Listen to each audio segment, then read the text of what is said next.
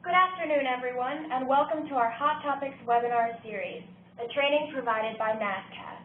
Today's webinar, 5 Keys to Successful Advocacy, will be presented by Brad Penny, the General Counsel at NASCAS, and myself, Ray Tamblin, Research and Communications Analyst at NASCAS. Before we begin, I'd like to go over a few housekeeping items. All attendees are on mute. If you have questions during the webinar, you can ask your questions using the chat option on the webinar toolbar. The toolbar is on the right-hand side of your screen, and you'll see a text box where you can type a question for the organizer. The organizer will then ask the question to us on your behalf, which in this case will be myself. In order to keep to our schedule, if we don't have time for all questions, we will be sure to respond by email following the webinar. A link to this PowerPoint presentation will be sent to you shortly following the webinar. Good afternoon, ladies and gentlemen, and thank you for joining us today for this webinar on effective advocacy and how to maximize outcomes in a gridlocked Congress. Thank you very much for taking the time to participate in the webinar. I hope we'll have some very timely information to share with you. This is an especially challenging time to advocate for human needs programs because of the almost unprecedented gridlock that exists in Congress, which has made it very, very difficult to take care of the routine business of appropriations and authorization bills. And we're going to be talking, we'll go to the first slide here with the overview of the presentation. There we are. We'll be talking about the update on FY15 budget and appropriations, which kind of govern our activities for the next year. How is the regular order supposed to be conducted on the Hill? And then we will turn to the bipartisan approach and what makes for an effective bipartisan advocacy campaign. First, let's take a look at the overview of appropriations. Right now, we are in the middle of the regular order process for appropriations under the 2-year budget agreement that was arrived at last December, where we look at what regular order is supposed to consist of. And that's going to be taking a look at the overview of the appropriations process, beginning with the submission of the President's budget in February, and then the development to the Budget Committee process of the budget committees, taking the work of completing a budget resolution, which in turn governs the regular appropriations. This year there will not be a budget resolution because, as I mentioned earlier, we had that 2-year budget deal last December. So that's going to mean that we are moving beyond the budget resolution to the markup, which is going to be coming very, very soon, of the appropriations bills in the 12 appropriations subcommittees. And in just a second here, we'll be moving on to the next slide, where we'll be talking about the regular order process of how Congress is supposed to operate. And we look at the steps that we've just outlined, beginning with the submission of the President's budget and the development of the budget resolution, talking about the markups in Congress and the appropriations committees, leading hopefully to the enactment of regular appropriations bills by the end of the fiscal year on September 30th. That has not happened with any regularity in the last 10 or 12 years, and that's why it was so extraordinary when the 2-year budget deal was unexpectedly reached in December. And the hope is that this year we can get through regular order, get the regular appropriations bills enacted. We'll see that what we can expect in terms of the appropriations process this year. This is the process that we have talked about, and the deadline is the 30th of September. That's the end of the federal fiscal year. So this year what we hope will happen is the bills will be marked up. We have the administration request for CSBG which is a 50% cut in that program, and the request for the Weatherization Assistance Program, which is an increase to $227 million.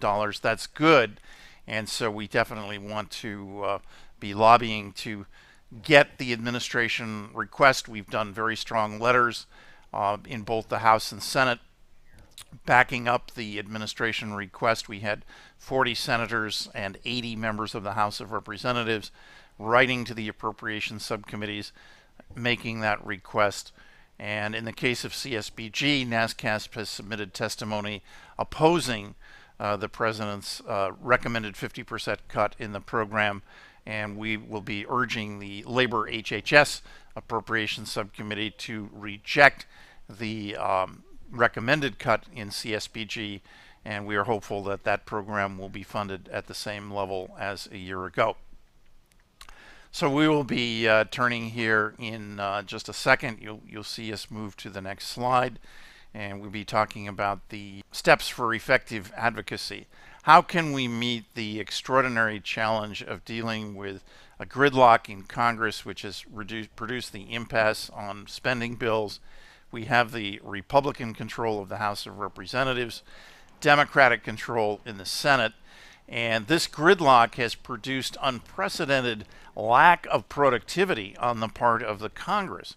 As we see, the number of bills enacted out of the first session of the 113th Congress are really at an all-time low. You have to go back before World War II to see a session of Congress as unproductive as the one that has ended in December. Of course, now we're in the second session of the 113th. That's not going to be much more productive because this is a off-year election year. And so the Congress will be wrapping up its work early so the members can get out and campaign. And here on this slide, we see how the lack of productivity has translated to unprecedented low approval ratings for the Congress. It's down to 9% in 2013. And as John McCain of Arizona says, a very, very nice way of capturing it, when the approval rating is that low, 9%, you're really almost looking at paid staff and relatives of the members who are the only ones who approve of Congress. So that is a factor in terms of the ability of Congress to get its work done when you have a public acceptance of the congressional, the approval rating hits that low a percentage. Obviously, that just reinforces the difficulty that Congress has in getting its job done. So what are the guideposts to effective advocacy? The first is, when you meet with a member, do your homework first. Always go in armed with the knowledge of what are the member's particular legislative interests. What committees does the member serve on? You have to be prepared, and the more knowledge that you show, the more impressive the meeting will appear to the member or the member's staffer. Also remember, all politics is local, a great quote from Tip O'Neill. That means that you have to take your argument to the member's congressional district level, or if you're meeting with a senator, what's going on in his or her home state. Talk about the relevance of the program in that member's congressional district, because that is really what sways the members in terms of how they decide, they're voting on a particular program. Next, the grassroots advocacy is the most effective. By that we mean bring into meetings not just folks from national advocacy organizations, but people from the grassroots, people from the member's district or state, if you're meeting with a senator, his or her home state. People who are constituents can communicate really the most effectively to members. When you meet with a member, plan to speak for no more than 3 or 4 minutes. Keep your arguments very brief. And don't be surprised if you initially get a negative or response or lack of interest. I've done many meetings through the years with members where initially you got kind of a cold response, but after you inform the member, and this is very important, always follow up. No matter how the meeting goes, say, we'll get back to you, we'll follow up with additional information. And you may be surprised that a member meeting that initially is a negative response or lack of interest will turn around and you in fact will get you get a member who's more enthusiastic about what you want them to do. Next, be very, very clear about what your ask is. I've seen a lot of meetings where the groups will go in and say, for instance, well, we support the weatherization program. It's a very important program. But you have to say, and we're here today, Senator Jones or Congresswoman Smith, to ask you to support $227 million for weatherization, the White House request in FY15. So that's very important that you have a clear ask. And lastly, make the why. Why should the member support your request over other requests for very meritorious programs? Why should, in this case, the weatherization program receive an increase in funding when there are other equally meritorious programs that, in this very, very competitive budget environment, are not going to be getting increases in funding? So the most important thing is distinguish the program you're advocating for in the member's mind. Hey, weatherization has been severely cut in the last several years because of the continuing resolutions. That's why in FY15 we need you, Senator Smith, to go out of your way to restore the funding for weatherization to the historical level as existed before the continuing resolution started in FY15. So that's the 7 guideposts to effective advocacy. We're going to be turning here in just a second to look at the bipartisan, the importance of working with both sides of the aisle. Obviously, with a Republican House of Representatives, we cannot ignore the members on that side of the aisle. You don't want your advocacy organization to be overly identified with either party. You want to be, in the case of human needs programs, we argue that members of both parties should support them because they affect the lives of so many of our American fellow citizens. So in the case of the bipartisan meetings, try to meet with as many Republicans as you can, because their dominance in the House of Representatives is going to have a lion's share of the appropriations results. Bring the business community into these meetings. Bring in arguments about jobs created. Tax revenues created are very, very important. Members on the Republican side tend to be swayed by the arguments that are made about the business impact of a program. And that's why you can talk about the benefits of weatherization, not only the energy efficiency benefit to the homeowner or the resident whose unit is weatherized, but the training that's provided and the new skills that are provided that may lead some weatherization workers to start their own residential energy companies. As many, we have done several meetings at the White House on weatherization in the last 2 years where we've actually brought in people like energy savers from Washington State, Rod Williams, who is a great example of someone who got started as a weatherization contractor, and he now has his own business. So for Republican members, that kind of argument, job creation, the new tax revenue that his company, Energy Savers, has created in Washington State, that is very, very influential. And consider the importance of faith-based organizations. I believe we have someone with us today from a Unitarian organization. And that is one of many very, very important faith-based organizations here in Washington. We have the Evangelical Lutheran group. There is a very active Orthodox Jewish group. And the faith-based organizations have a great credibility on both sides, but especially with Republican members. So to the extent that you can work in your congressional districts or states with faith-based organizations, ask them to support the programs that you're advocating for. Critically important that they support human needs programs. Bring them into the meetings, the importance of their addressing the CSBG program and the number of Americans in crisis who are served by CSBG. Faith-based organizations have a unique credibility in making that case to senators and members of the House of Representatives. So to the extent that you can bring the private sector into the Hill meetings, it's vitally important to do that. You should be bipartisan at all times in your campaign, and I think you will find initially Republican members may need to be informed of the benefits of human needs programs. They may not be the highest programs on the particular Republican members' legislative priorities, but I have found doing many, many meetings, if you bring in people who are constituents, bring in a private business, bring in a faith-based organization, that's how you build a successful meeting. And if you have a very specific ask, and if you promise to follow up, every congressional meeting produces questions, and members like it when you get back to them, either in an email or in maybe having some materials dropped off at their office. Thank you for the meeting. Thank you for your time. And oh, by the way, you wanted to know the number of jobs created by the weatherization program in your congressional district. Here's an estimate of the number. So that is the key to an effective advocacy campaign, a bipartisan approach.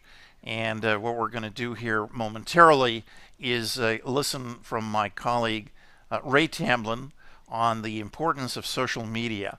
The way of communicating with members of Congress has changed dramatically in just the last few years with social media.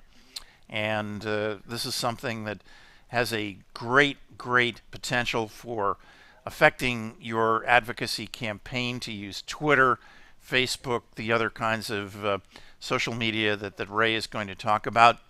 And then after we learn about that, I'm going to come back and we're going to do a few minutes to talk about the 2014 off-year elections. We'll do a crystal ball.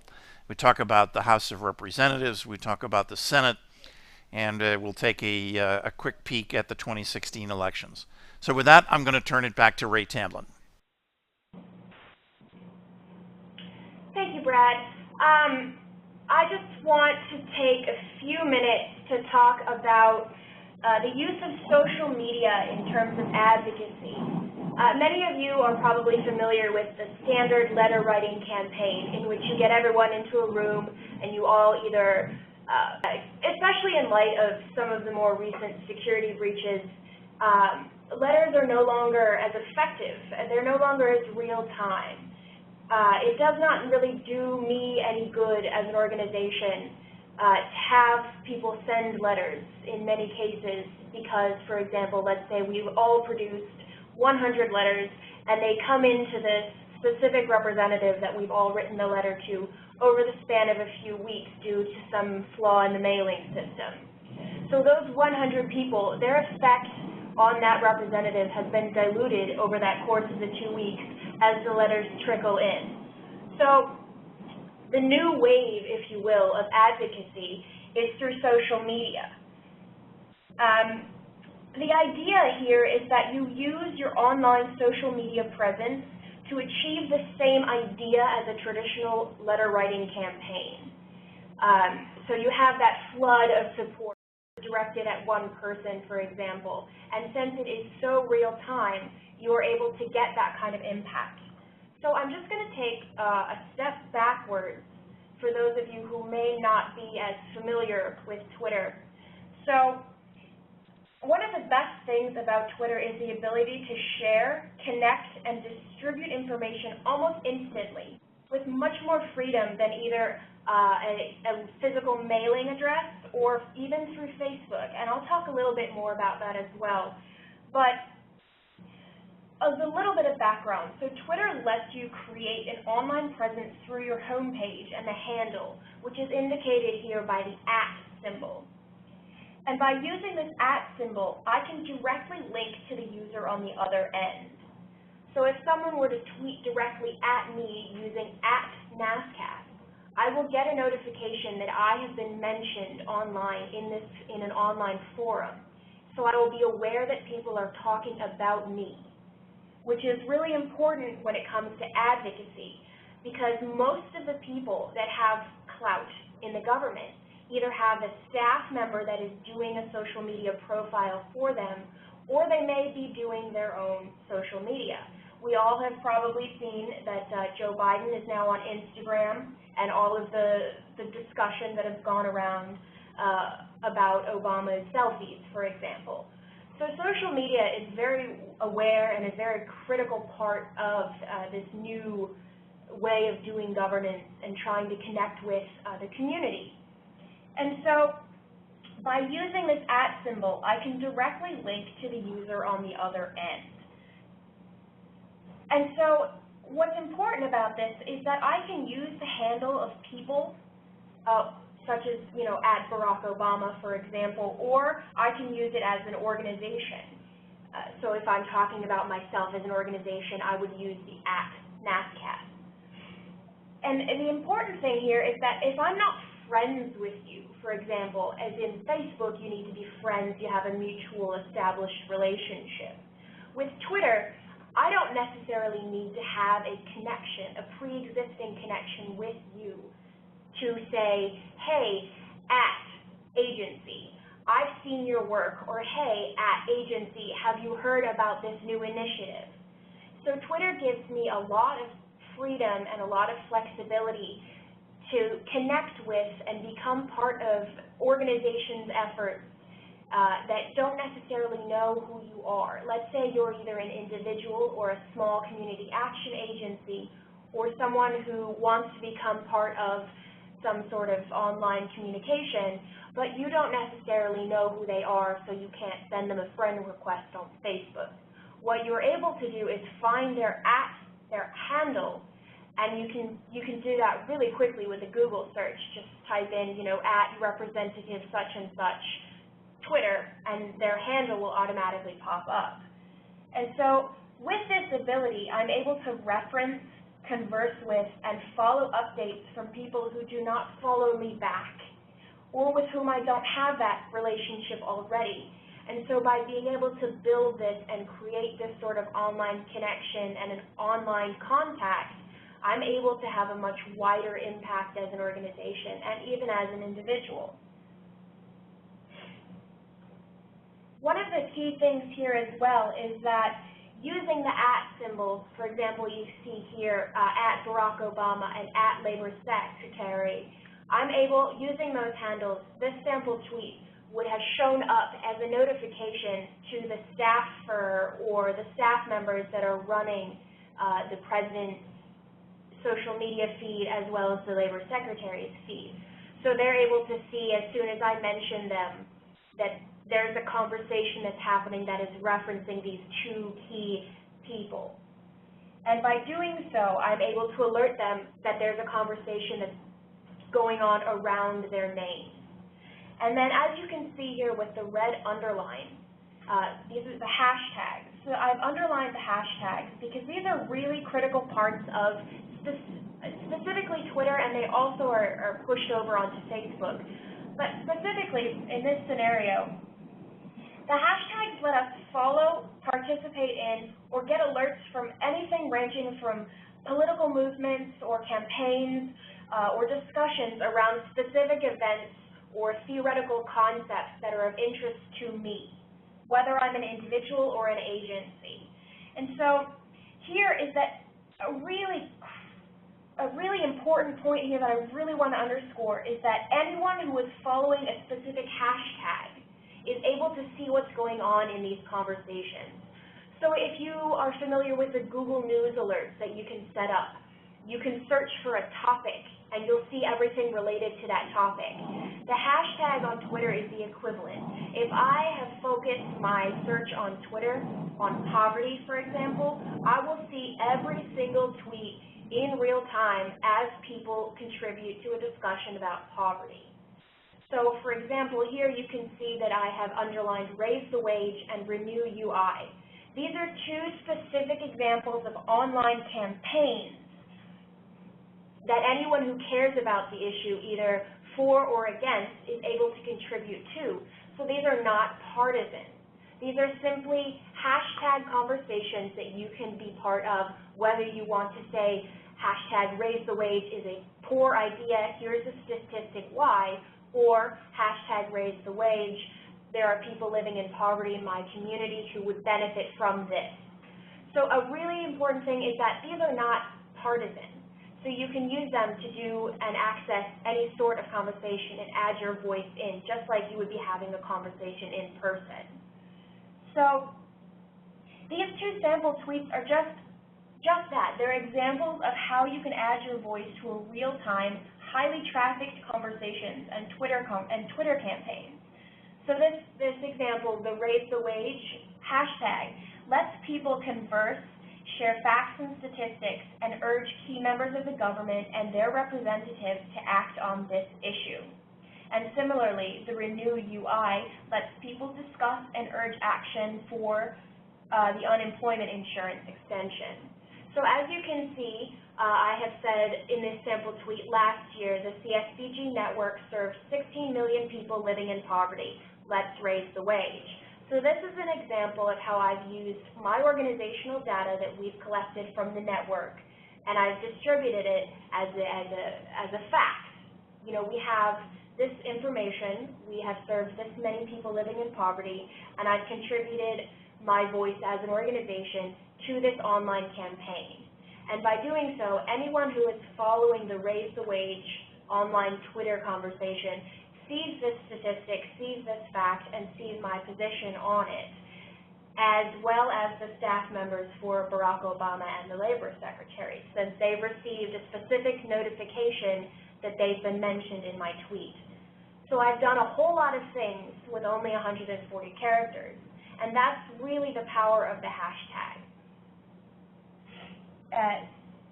There's also the blue underline here, which is a very shortened link. Most of you are probably familiar with the longer form of the link, but what Twitter allows you to do is, since you do have that character limitation, Twitter will auto-shrink a link for you so it doesn't take up too much space, but it still lets you get out your information or direct someone who's interested in learning more to your home page.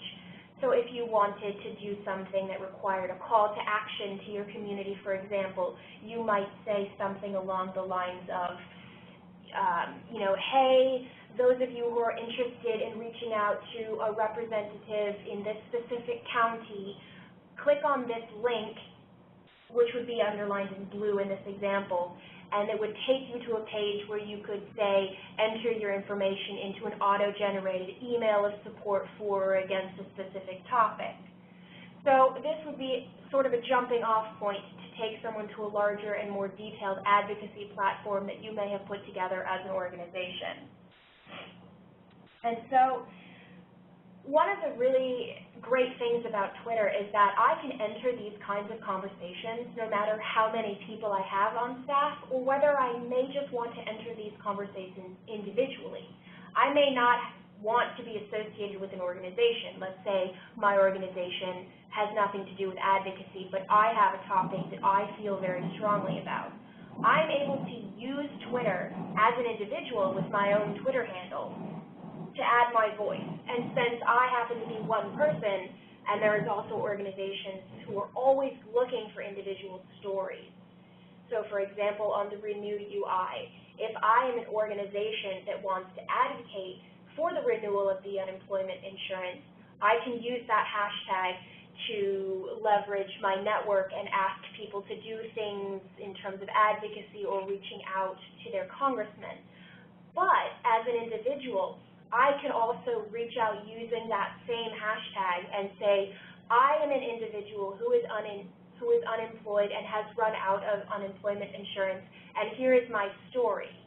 And that way, for example, one of those larger national organizations who is following the Renew UI will be able to see that, and they may even reach out to you directly on Twitter and say, hey, at individual handle, your story sounds like something we want to know. And so you've managed to use Twitter even as an individual or as a small organization who just has really good stories, but you don't have the platform to get your voice or your stories out. You've been able to utilize this Twitter handle, this conversation that's going on around the hashtag to get exposure. So to put it in another way, this sample tweet, let's say I have 100 followers. and one of my followers, or even someone who isn't a follower but is part of this conversation around raise the wage, they will see that tweet, and let's say they find that piece of data really poignant and they want to share that with their network, and they retweet it. That means that I only have 100 followers, but they have 10,000. So in under 5 seconds, I've been seen by my 100 followers, as well as the additional 10,000 people who saw that when I was retweeted. And someone from that vast Twitter network is maybe able to reach back and say, hey, your data looks really interesting, or hey, your success story sounds really great. Can we have a connection? Can we then have a conversation? So you've been able to use Twitter as a jumping off point for entering into these kinds of larger conversations. And before I turn it back over to Brad, I want to take a few minutes and talk about ways that you can do specific advocacy via Twitter. And so the Coalition on Human Needs is one of the national partners that we work with, and they have a Twitter Storm Tuesday. And what that basically is they have a very large network of people who have subscribed either to their newsletters, their blogs, or who follow them on Facebook and Twitter. And they're able to send out, via all of these social media forums, a call to action, if you will, and they will say something like, this Tuesday, from 2 o'clock to 2:30, we're going to have a tweet storm at these specific representatives or these specific congressmen on this issue. And they will provide some prepackaged tweets. They will provide the 2 handles that are specific to those, let's say, these 2 congressmen.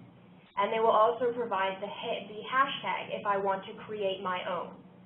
So what that does is not only does that provide people who don't necessarily have the time or the inclination to know who to tweet at or what kinds of things to tweet, you can just copy and paste that whether you're a small agency or an individual, and you are able to be part of this tweet storm. And one of the reasons it's called Tweet Storm is because since they've organized it in such a fashion, it does the equivalent of, as I mentioned, the letter writing campaign. So in that 30-minute block of time that this organization has set aside, there will be every single person who is using either a repackaged tweet, there's provided handles for that representative, and also they provided, for example, in this case, the Renew UI, if I have my own story that I would like to make sure that this congressman is aware of. So in that 30-minute period of time, the staffer or the representative who runs his own Twitter account will see notification after notification after notification around this one issue. So it's a way of really gathering numbers together and having a really quick impact.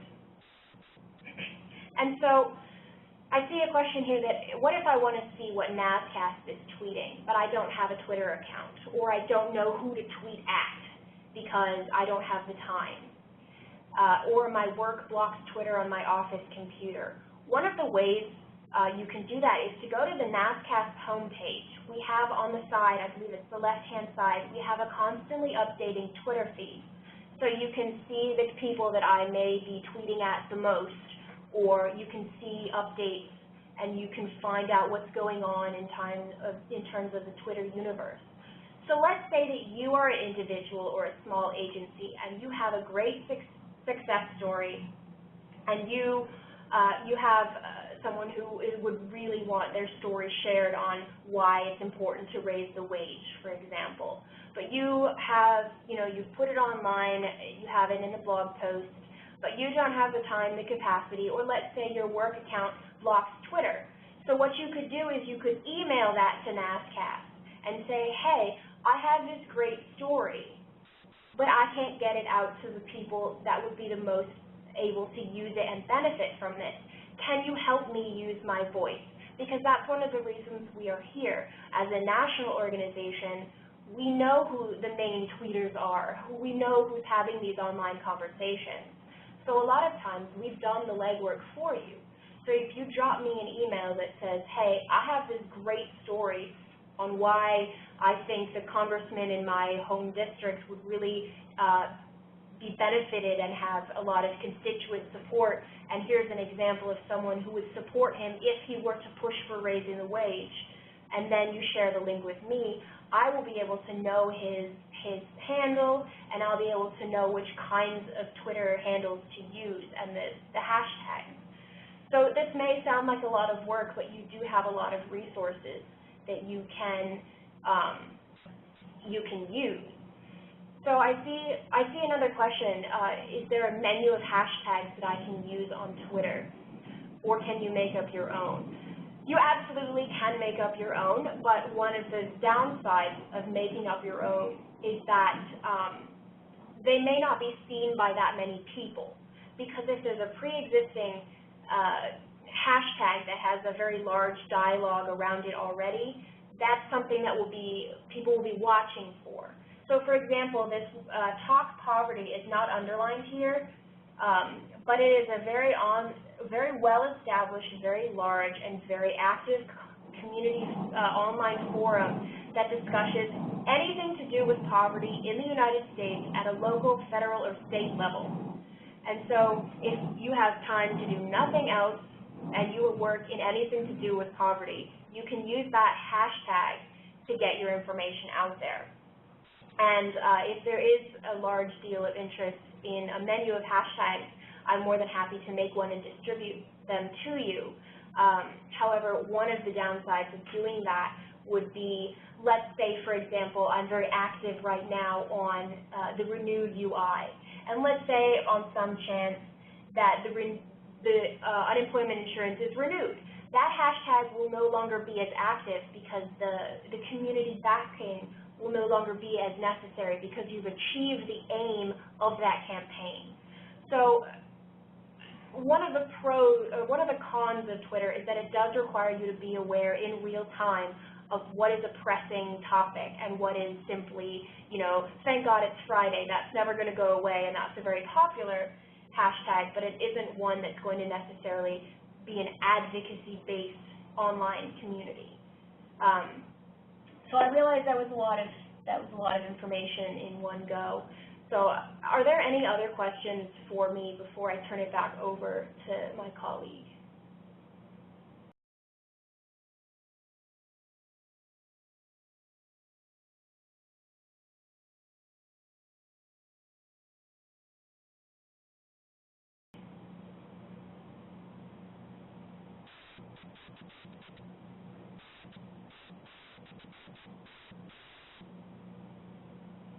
I see there is actually an online site that you can go to that will shrink your links for you.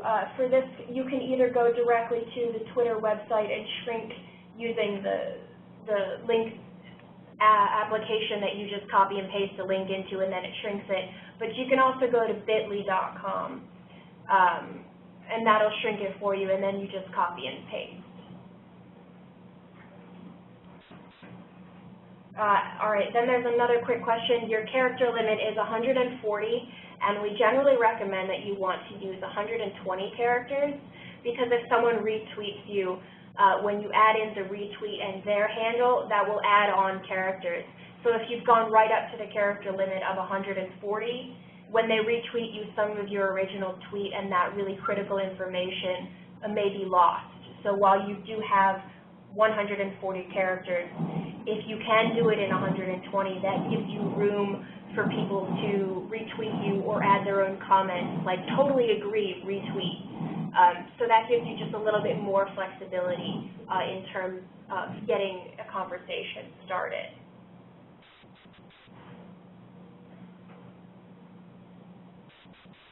All right, if there are no more questions, or if you have any additional questions, feel free to enter those into the chat function. But I'm going to turn it back over to my colleague, and he'll touch briefly on the upcoming election. Thanks, Ray. That's a very helpful presentation on some extremely important material on social media communicating with Capitol Hill. Just a whole new world of communications, and a great way to demonstrate to members of the depth of support on a particular issue with the multiplier effect, as you described, Ray, on the Twitter accounts. You're picking up people, other organizations. You're really multiplying tremendously the impact of your outreach to Capitol Hill. So let us turn to the final topic of this webinar, which is going to be a crystal ball look at the 2014 off-year elections. So first, let's talk about the House of Representatives. This is going to be a very, very challenging year for the Democratic Party. The recent news that the growth rate of the economy at the very beginning of the 2014 year, perhaps compounded by the very bad winter weather, but that the growth rate of the economy was down to just 1%, a very, very low number. The Republicans will argue that that is a sign that the economy is faltering. And, the Democrats are going to argue that the unemployment rate has gone down to 6.3%, which is the lowest that it has been in 5.5 years. And the Democrats will cite that as evidence that we are creating new jobs. For the president, it's especially challenging because he's going into the last 2 years of his term as president with a popularity rating of about 41%, which is very, very low. So that's going to be a factor for the president, because that's a drag on the Democratic races in the off-year elections, which traditionally, as I think most of our listeners know, the incumbent president does very poorly in off-year elections, especially in the second off-year cycle of a president's second term.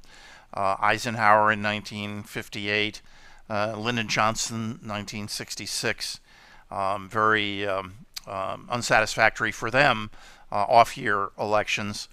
The one exception was in 1998, when Bill Clinton actually picked up a couple of seats for his party on the Hill.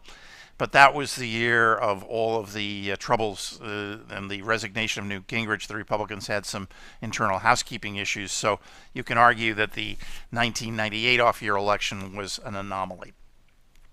Turning to the 2014 cycle, in the House of Representatives, we have 435 seats.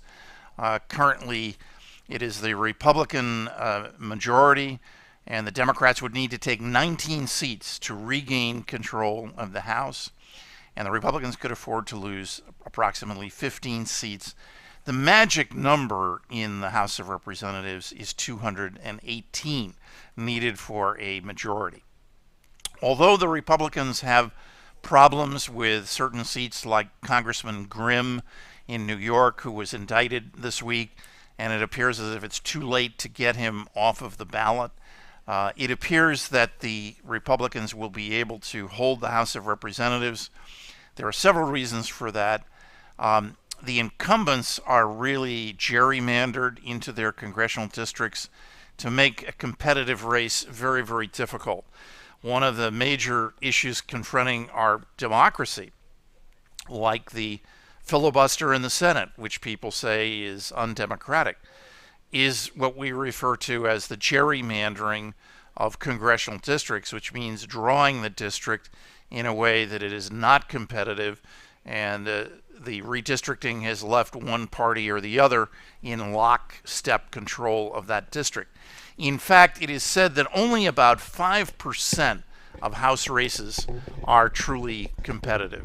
So that is a factor of the benefit advantages of incumbency that most Democratic and Republican observers believe that the Republicans will hold the House. There will probably be a handful of Democratic pickups in troubled seats like Grimm of New York, but not enough to retake the House of Representatives. So that makes the Senate even more significant. Right now, there are 33 seats up in the Senate. At the present time, there are 53 Democrats and 45 Republicans, with 2 independents, Bernie Sanders of Vermont and Angus King of Maine. Now, the problem the Democrats have in this cycle is that there are 10 endangered Democratic seats. far more than endangered Republican seats.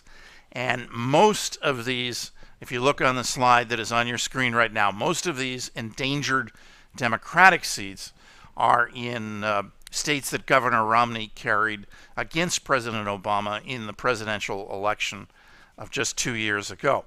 So that's not encouraging, particularly for very, very endangered senators like Mark Pryor of Arkansas. He has in Tom Cotton, Republican Congressman Tom Cotton, a very effective and well-funded, well-organized opponent. In Colorado, the seat of Mark Udall has recently become very competitive because a popular Republican, Congressman Cory Gardner, has emerged as the Republican opponent to Mark Udall. Udall is running in a state that has trended Republicans in the recent election cycles. So just keeping that seat, that's going to be a challenge. Nick Begich of Alaska, that is kind of a wild card state. Remember the difficulties with Lisa Murkowski's reelection. We don't know quite how that one is going to shake out, but Begich is certainly one of the Ds who are expected to have a very, very competitive and difficult reelection.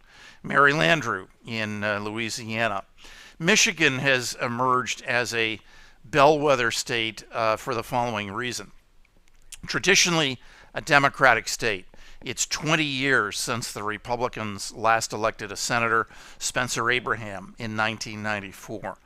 However, the power of the unions in Michigan, and it's traditionally been the unions who could deliver the vote, particularly in the cities, to elect Democrats, and the power of the unions as manufacturing jobs have gone away has receded. So the Democratic candidate to succeed the retiring Carl Levin, a Democrat, Democratic Senator Levin, who's stepping down, the Democratic candidate is Gary Peters, a Republican congressman who has a very, very strong background, about a third or fourth termer in the House of Representatives, Michigan native, strong small business background, and he is opposed by former Secretary of State Land, L-A-N-D, who is also very, very popular in Michigan. And she too comes from a small business background. Like Gary Peters, she was educated at a small college in Michigan and has many, many roots and a very well-known family in Michigan. So in the most recent polls, it shows former Secretary of State Land running ahead. Our most recent poll was 50% for Secretary Land, 48% for Gary Peters. That doesn't augur well for the Democrats in a state where voter registration, thanks to the unions, is way in favor of the Democrats. So watch that on election night in November.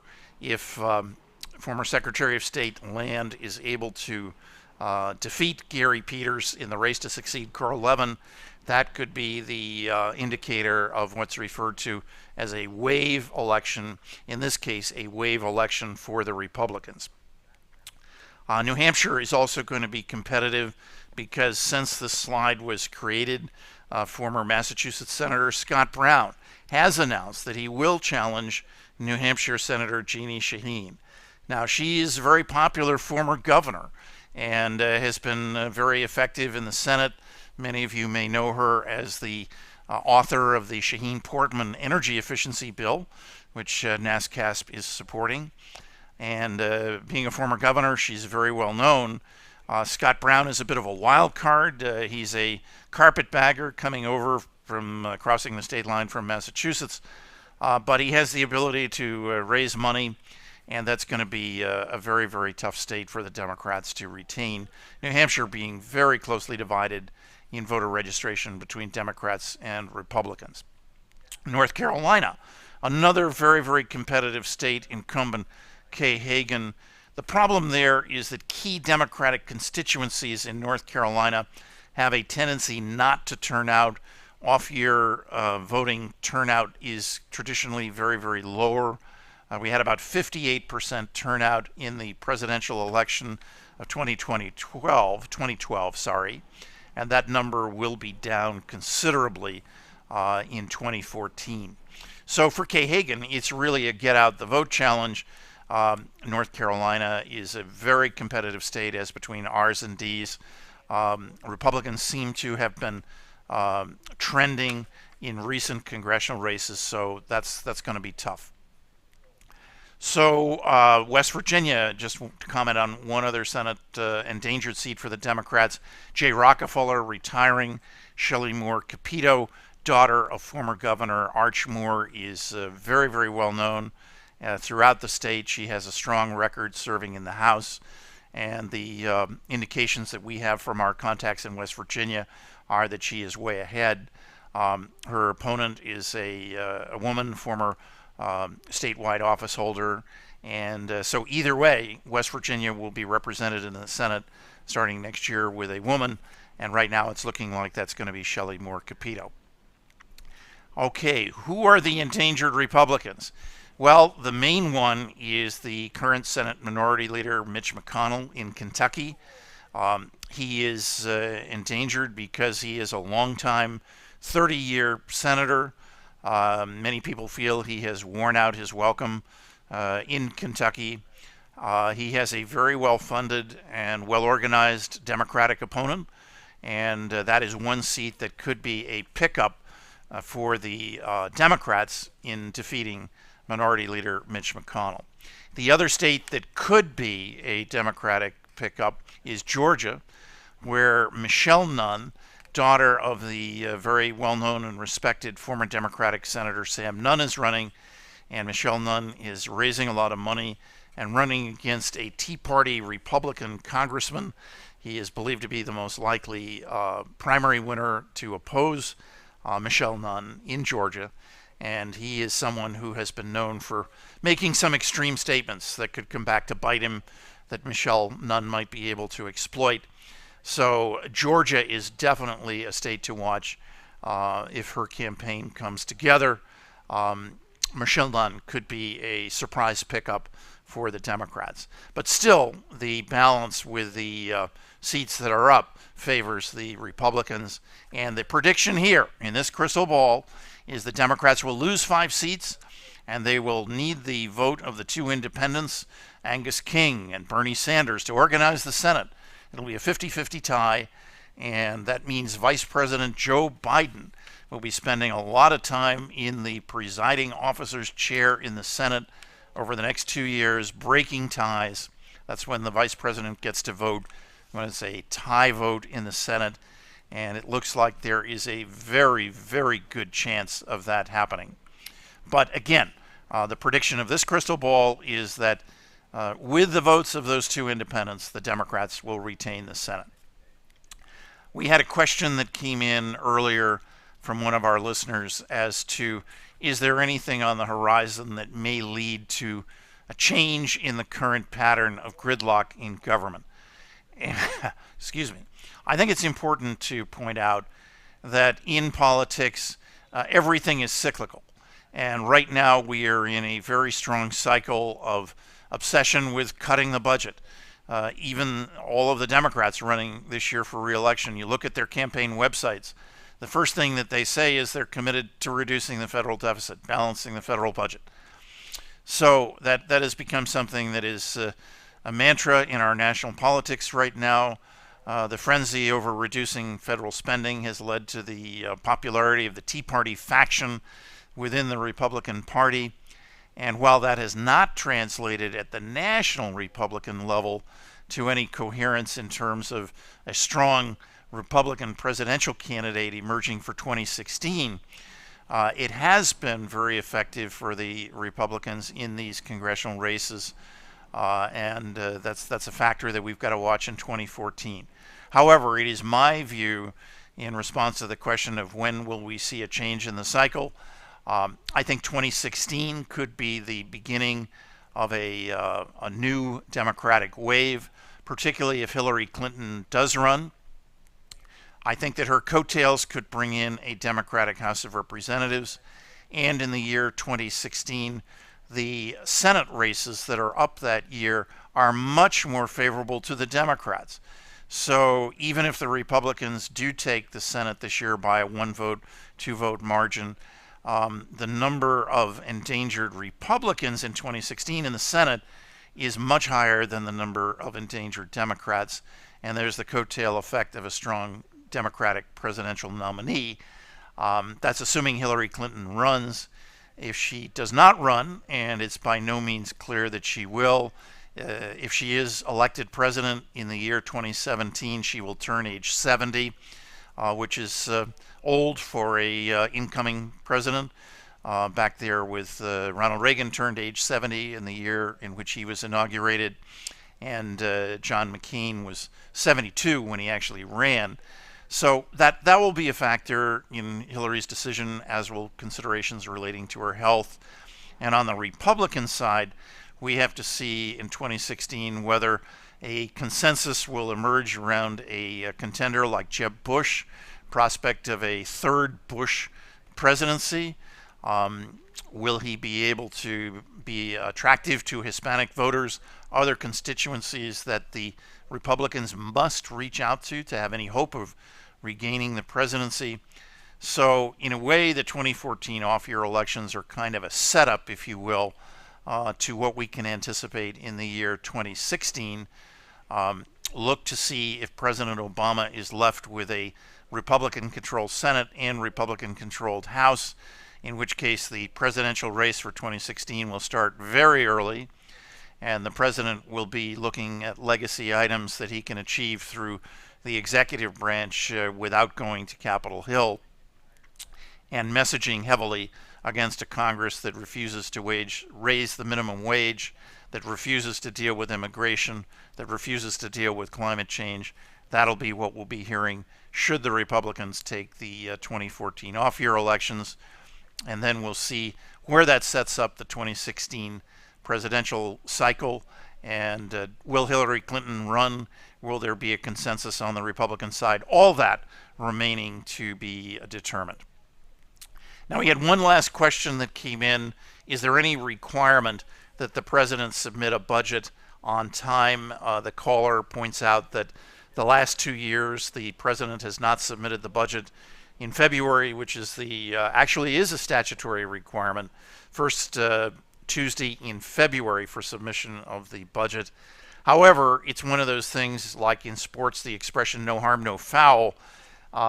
Because of the delays in the Congressional Appropriations process, the administration has been unable to get the budget to the Hill in February the last 2 years. You remember in 2013, we were just coming off of that dreadful fiscal cliff problem at the end of 2012, and there was that uncertainty about the budget, and that delayed the submission of the budget until April of 2013. This year, we got it in March, so it was a month late. But the reason for that was the 2-year budget deal we talked about at the beginning of the webinar. That didn't get negotiated until December and actually was not enacted until January, making it impossible for the White House to meet that statutory deadline. So the answer is yes, it's a requirement, but no harm, no foul. I mean, if it's not called by the other party, and in this case, neither party had clean hands in the delay on the budget, and as a result, the deadline was simply not met. Well, with that, I think we're going to bring this webinar to a close. We had a great discussion on the importance of bipartisan advocacy and developing a bipartisan campaign working with members of both sides. And then we also had a great discussion of the importance of social media and the significance that social media can have to really enlarging the scope of outreach to Capitol Hill for advocacy on behalf of human needs programs. And lastly, we had an interesting preview at the 2014 off-year elections and a sneak peek at the 2016 presidential election. I hope you found the information worthwhile, and we'll be sending the links out to this webinar very shortly, within 2 or 3 days after the end of this webinar. And we hope you will join us for future NASCAS training sessions in the future. Let us know what subjects you're interested in. We'd appreciate your feedback on this particular webinar, and we'd love to know what you'd like to hear about in the future. So with that, my appreciation to my colleague Ray Tamblin, who did a great job handling the social media. And thanks to the audience for being with us this afternoon, and have a great rest of the day.